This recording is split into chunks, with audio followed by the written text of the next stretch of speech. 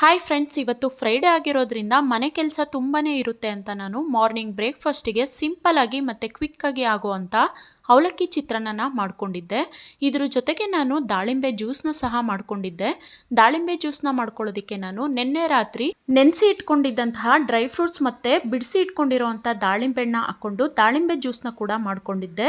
ನಂತರ ನಾನು ಮನೆಯೆಲ್ಲ ಡೀಪ್ ಕ್ಲೀನಿಂಗ್ ಮಾಡಿ ತುಂಬ ದಿನನೇ ಆಗಿತ್ತು. ಹಾಗಾಗಿ ಇವತ್ತು ಮನೆಯೆಲ್ಲ ಕ್ಲೀನ್ ಮಾಡ್ಕೊಳ್ಳೋ ಅಷ್ಟರಲ್ಲಿ ಸಂಜೆ 4 ಗಂಟೆ ಆಗ್ಬಿಡ್ತು. ಹಾಗಾಗಿ ಸಂಜೆನೆ ದೀಪ ಹಚ್ಚೋಣ ಅಂದ್ಬಿಟ್ಟು ನಾನು ಈಗ ಫ್ರೆಶ್ ಅಪ್ ಆಗಿ ಬಂದು ನಿನ್ನೆ ಜೆಪ್ಟೋ ಇಂದ ತರಿಸಿರುವಂತ ಹೂನ ಕೂಡ ಕಟ್ಕೊಂಡು ಫೋಟೋಗೆ ಹಾಕಿ ಈಗ ಕಳಶನೂ ಕೂಡ ರೆಡಿ ಮಾಡ್ಕೊಳ್ತಾ ಇದ್ದೀನಿ.